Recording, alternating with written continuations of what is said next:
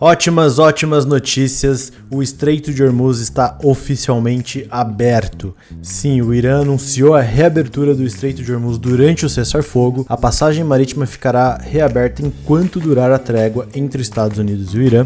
As notícias são de que vamos passar por novas fases de negociação ao longo desse final de semana. Ainda existem alguns pontos aqui que ambos os lados gostariam de tratar em relação ao fim, o encerramento final desse conflito. E até lá, a gente vai permanecer com o estreito finalmente aberto. Parece que já tem notícias de que existem alguns navios passando e os mercados reagiram muito positivamente a isso. A gente vê altas muito fortes no S&P, no Nasdaq, nas bolsas lá fora.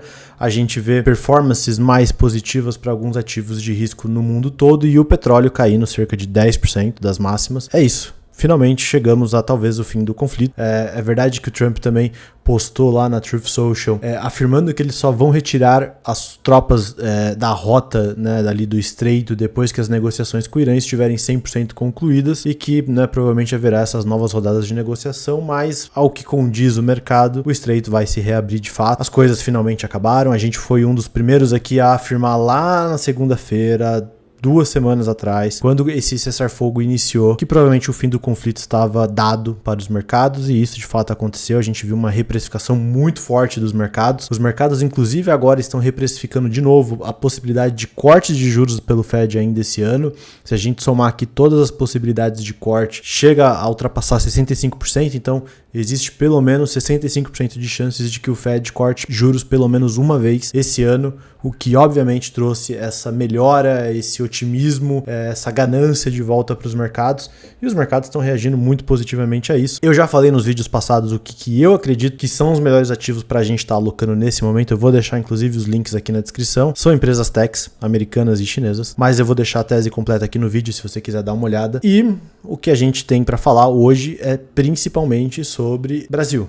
Isso tudo vai se traduzir em fluxo para o Brasil, isso tudo vai se traduzir em altas significativas para small caps brasileiras, porque eu vejo que a grande tese da maioria do investidor local está focada em small caps brasileiras. O investidor local acha que agora é a hora de comprar small caps brasileiras, mas existe algumas contradições nesse discurso, Essa ideia, na verdade, essa tese de small caps no Brasil, ela basicamente segue por conta de um único fator, que é essa diferença que a gente tem entre a performance de small caps versus o Ibovespa. Então tá todo mundo se baseando nisso para dizer que é a hora das small caps, porque as small caps estão relativamente baratas em relação ao Ibov, porque o Ibov subiu muito, as small caps não, então isso significa que agora é hora de comprar small caps, porque esse fluxo vai virar. Só que para você acreditar que esse fluxo de fato poderia virar, você tem que assumir que o investidor local ou estrangeiro, ele vai começar ou deixar de alocar dinheiro em Ibovespa para começar a alocar dinheiro em small caps. Por quê? Porque o Ibovespa já está melhor precificado, os ativos já estão mais bem precificados e agora o que ficou barato é small caps. E esse fluxo vai começar a virar. Só que o problema disso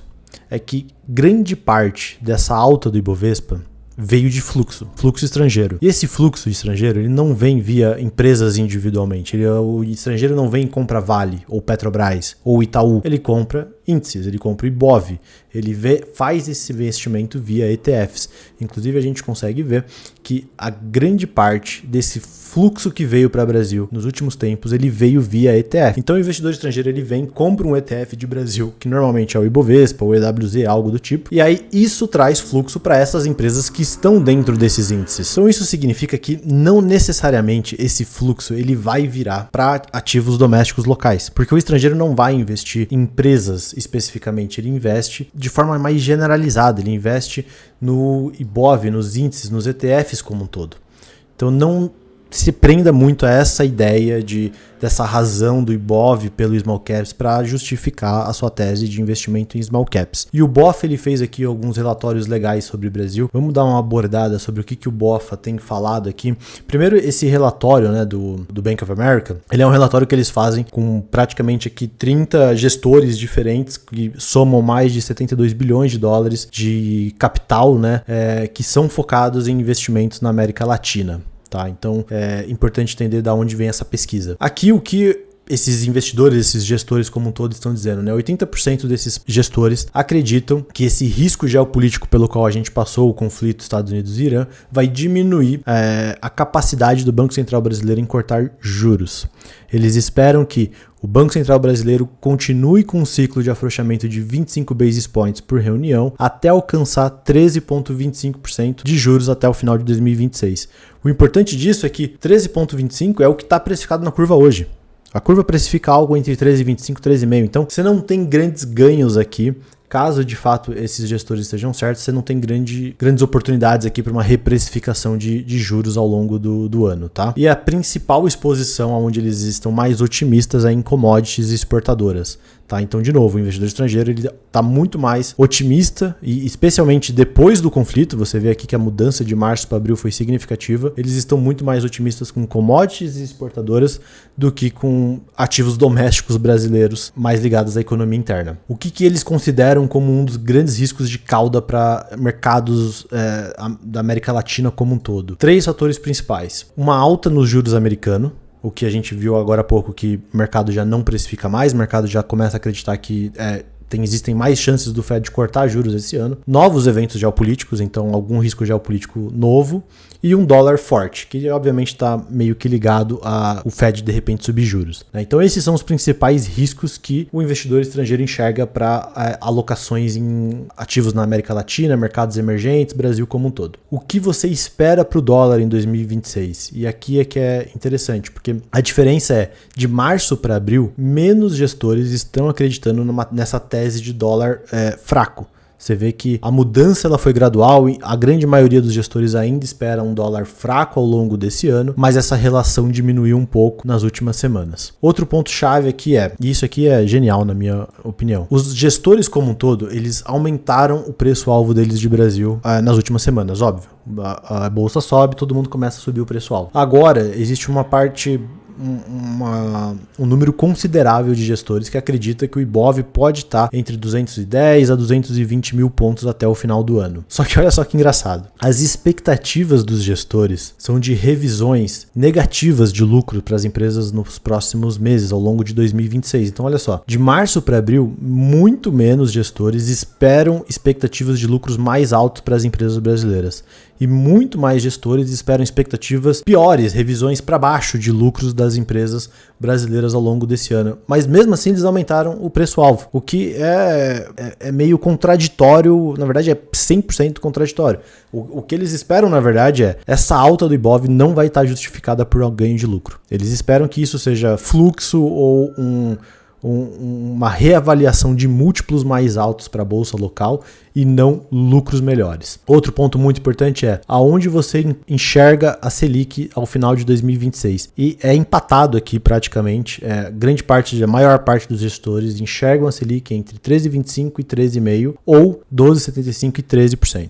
Tá? Você vê que aqui existe esse empate aqui entre onde os gestores enxergam a Selic. O ponto-chave a gente já está com a curva precificando entre 13,25 e 13,5. Ou seja, o upside para uma surpresa positiva, ele é relativamente limitado, né? A Selic poderia, no final do ano, terminar a 13 ou 12,75? Pode, mas é uma queda bem limitada, é uma melhora das expectativas bem baixa do que a gente está precificando hoje. Outro ponto importante aqui, se o gestor tivesse que selecionar, né, o que ele considera como o principal gatilho que vai continuar trazendo fluxo e melhora para ativos brasileiros como um todo ao longo dos próximos 6 meses, eles descrevem que os principais são essa dinâmica de mercados emergentes como um todo continuar funcionando com essa ideia de dólar fraco ao longo do mundo e commodities mais fortes. Então essa dinâmica mais global e macro para mercados emergentes ela tem que continuar, ou seja, é uma visão muito mais de o fluxo vai continuar para mercados emergentes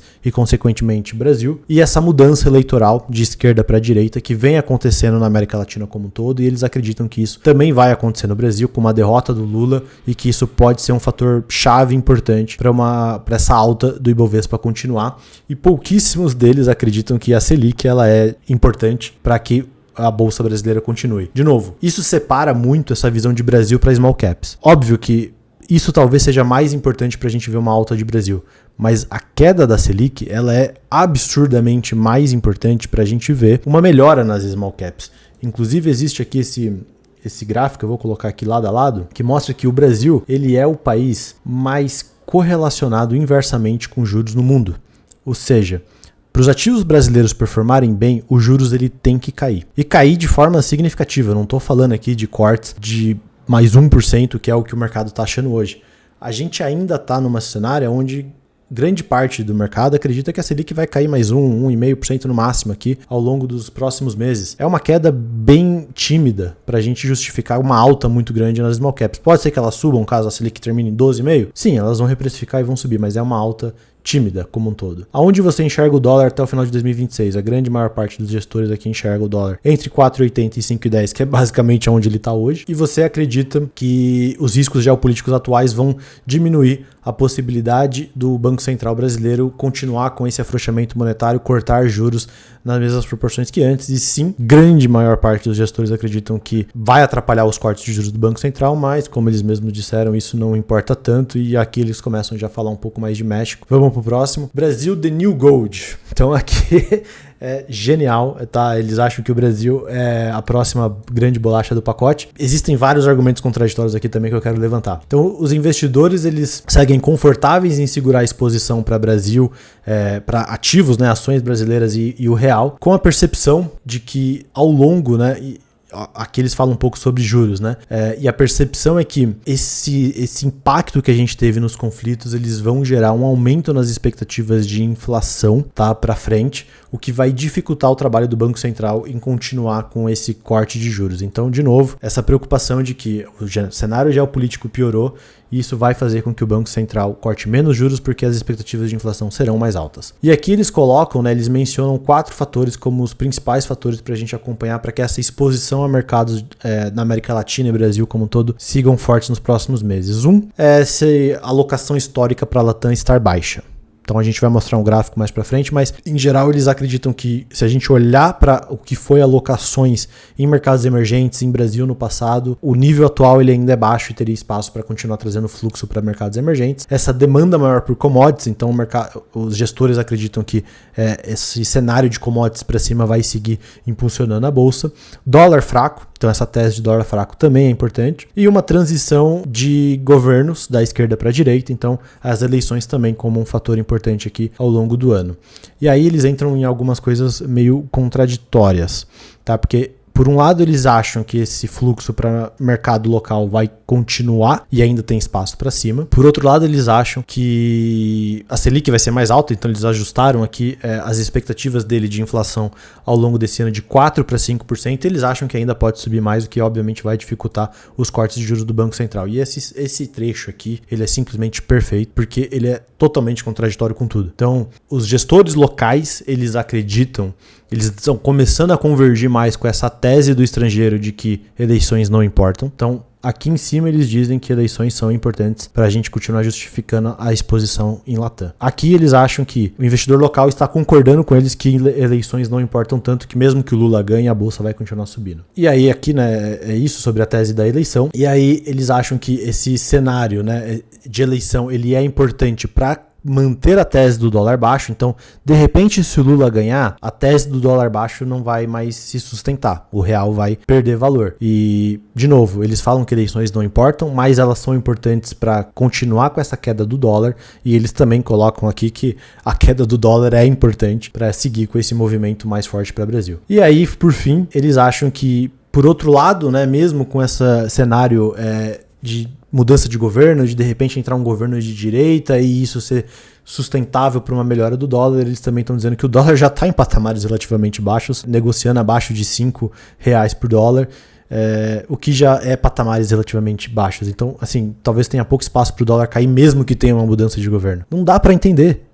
É completamente contraditório, né? Tudo que eles falam. E aí eles ainda terminam que o risco-chave para a economia brasileira, para os ativos brasileiros, é uma mudança desse dólar fraco para um dólar forte, que isso ainda acrescentaria, pressionaria ainda mais a inflação para frente, diminuindo ainda mais a possibilidade de cortes de juros para frente. Só que eles acabaram de falar para a gente lá atrás que juros não importavam tanto, que o fluxo continuaria. Então, tudo é muito contraditório em relação a esses últimos relatórios do Bank of America. Aqui também eles trazem alguns outros gráficos interessantes que mostram, por exemplo, onde foi o fluxo do mercado de dinheiro, de capital de 2018 para cá. Então você vê que nessa última década, praticamente todo o dinheiro do mundo foi para Estados Unidos, quase 1,6 trilhões de dólares, o que defende essa tese de excepcionalismo americano. Mercados emergentes aqui, onde se encontra o Brasil como um todo, ficaram bem flat ao longo desses últimos anos e a gente começou a ver uma melhora aqui de fluxo entrando nos últimos meses, o que justifica que ainda tem espaço para esse fluxo continuar vindo. Aqui a gente vê que 2025 e 2026 Ibovespa já está entre as melhores altas, as melhores performances de América Latina como um todo. Se a gente olhar em ciclos passados, é verdade que 2016, 17, 18 e 19 foram 4 anos seguidos que Ibovespa esteve entre os melhores ativos de América Latina, performou muito bem, então a gente poderia falar que ainda existe espaço para a Ibovespa continuar performando muito bem para frente, mas 2016, 17, 18 e 19, este foi um ciclo onde também foi acompanhado de belos cortes de juros por parte do Banco Central e o mercado, os próprios gestores não estão acreditando que existe tanto espaço para corte de juros para frente, o que, de novo, torna tudo isso muito contraditório. Aqui a gente consegue ver que o investidor estrangeiro, em grande parte, tem comprado utilities, materials e energia nos ativos brasileiros, que é basicamente o que está concentrado nos nossos ETFs, que é justamente o que o investidor local está vendendo. Então o investidor local provavelmente está vendendo esses ativos para alocar mais dinheiro em small caps, em coisas que ficaram para trás, em que ele acha que tenha mais upside, que ficaram mais baratos, mas o investidor estrangeiro, como a gente viu aqui, ele só quer saber de comprar ETF, ele só vai comprar ETF e o ETF não tem small cap. Então tudo isso dificulta bastante, na minha opinião, essa tese de que small caps vai outperformar aqui, vai ser a melhor performance daqui para frente. Existe espaço para small caps melhorar? Existe. Caso a gente tenha uma melhora aqui de juros de 13,5 para 12,5, se a curva de juros fechar mais, obviamente small caps vai continuar performando bem. Só que a certeza que a gente tem é, a inflação vai subir, as expectativas de inflação estão vindo mais altas, o foco já está vindo com expectativas de inflação mais alta, o Banco Central vai ter menos espaço para cortar juros. Todos os membros do Banco Central brasileiro, eles têm afirmado categoricamente que a gente ainda vai manter esse ciclo de contração nos juros. Então, o ciclo de política monetária vai continuar contracionista nos próximos meses. Eles não estão trazendo nenhum tipo de sinal de que o ciclo, a política monetária vai mudar de um ciclo de aperto para afrouxamento. A gente não vai entrar naquele ciclo expansionista onde os juros caem bastante e aí é extremamente bom para small caps e ativos domésticos. A gente ainda não está nessa parte do ciclo. E por mais que digam aqui que eleições não importam, ou talvez importa, ou não dá mais para saber, na minha opinião, volatilidade eleitoral vai começar a entrar, vai fazer preço, e eu não tenho certeza se Brasil e small caps é realmente a última bolacha do pacote neste momento. Talvez se a gente tiver alguma correção aqui, ou se o cenário mudar drasticamente, a gente conseguir enxergar uma possibilidade de cortes de juros realmente grandes para frente, aí sim, small caps pode ser muito bom. Mas eu vou seguir na minha tese aqui que talvez lá fora esteja bem mais fácil para surfar agora, via tech, via China. Deixa os vídeos aqui na descrição com essa tese, dá uma olhada e é isso. Se você gostou desse vídeo, deixa seu like, se inscreve no canal para que eu continue trazendo esse tipo de conteúdo. Se você gostou,